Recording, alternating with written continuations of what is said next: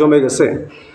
শেষ হলো সিরিয়া থেকে আমেরিকার সর্বশেষ ঘাঁটি এবং সর্বশেষ সৈন্য প্রত্যাহারের মাধ্যমে সিরিয়া আমেরিকা মুক্ত হলো।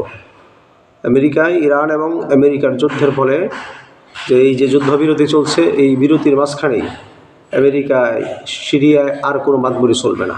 তারা কী যেন কী কারণে, অদৃশ্য এক কারণে, ভয়ের কারণে তারা আমেরিকারা সিরিয়ায় দীর্ঘ 10 বছর যাবৎ এক অহেতুক অযৌক্তিক এক মিথ্যা কারণে সিরিয়ায় তারা ঘাঁটি গেড়ে বসেছিল।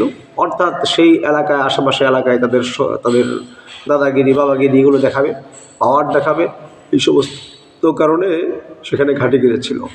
তো এই ইরান এবং আমেরিকা যুদ্ধের কারণে, আতঙ্কের কারণে, ভয়ের কারণে কোন সময় হামলা করে বসে, আক্রমণ করে বসে, এই ভয়ের কারণে সিরিয়ার থেকে তারা তাদের ঘাঁটির একেবারে ছেড়ে আপনার চলে গেছে এবং শেষ সৈন্যটাও তারা সৈন্য সহকারে, অস্ত্র সহকারে, যাবতীয় সব কিছু মাল মেটেরিয়াল যা আছে সব সহকারে তারা সেখান থেকে পালিয়েছে না মানে চলে গেছে আর কি, পালিয়েছে বললে ভুল হয়, তারা চলে গেছে।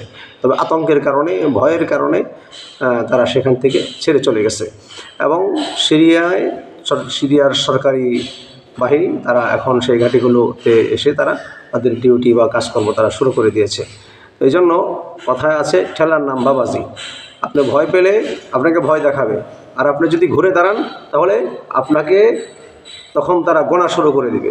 আপনি যদি ভয় পান তাহলে আপনাকে ভয় দেখাবে আপনাকে, আর যদি আপনি ভয় না পান, আপনি যদি রুখে দাঁড়ান তাহলে তখন আপনাকে গোনা শুরু করে দিবে। না, একে আর ভয় দেখিয়ে কাজ নাই, একটা সাহস আছে। এই জন্য মনে করেছিল ইরানকে 2-1 দিন আক্রমণ করে ইরানকে সাইজ করে দেবে। না, এটা ইরান দেখিয়ে দিয়েছে, না, ইরান সেই জাতি না, ইরান সেই জাতি না। তারা দেখিয়ে দিয়েছে, তারা এই যে 45 দিনের সংঘাত যুদ্ধে তারা এমনভাবে শেষের দিকে এসে তারা খেলা দেখিয়ে দিয়েছে, মিসাইল এবং কামিকাজি ড্রোন দিয়ে নিখুঁত হামলা করে তারা দেখিয়ে দিয়েছে। জন্য ওই যে আমেরিকার দাদাগিরি বাবাগিরির যে একটা প্রভাব, সারা বিশ্বে একটা প্রভাব, সেই প্রভাব নষ্ট হওয়ার, প্রভাব শেষ হওয়ার সময় শুধু সময়ের দাবি।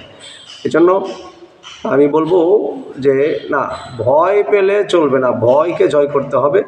ভয় পেলে আপনাকে ভয় দেখাবে এবং একে একে আস্তে আস্তে ইনশাআল্লাহ খুব দ্রুতই সৌদি আরবের আপনার প্রিন্স সালমান, সে এখন ইরানের সাথে সে করার জন্য একটা চেষ্টা করতেছে। এরপরে আপনার অন্যান্য দেশগুলো ইরানের সাথে এসে যোগ দেওয়ার জন্য বা তাদের কাছে থাকার জন্য তারা ভিড়ার জন্য চেষ্টা করতেছে। তো ইনশাল্লাহ আগামীতে মধ্যপ্রাচ্যের সুপ্রিম পাওয়ার, সুপ্রিম লিডার হচ্ছে ইরান, এতে কোনো সন্দেহ নেই। এবং ইরান পিছপা হওয়ার জাতি না, ভয় পাওয়ার জাতি না। মধ্যপ্রাচ্যের যারা রয়েছে তারা ইরানের কাছে এসে সারেন্ডার করবে, সারেন্ডার করে তাদেরকে বস মেনে এরপরে তারা ইরানের সাথে এক হয়ে এরপরে আপনার পরাশক্তি যারা রয়েছে, সারা বিশ্বের যারা সংঘাত তৈরি করে, ঝামেলা তৈরি করে, এদের বিরুদ্ধে রুখে দাঁড়াবে ইনশাআল্লাহ।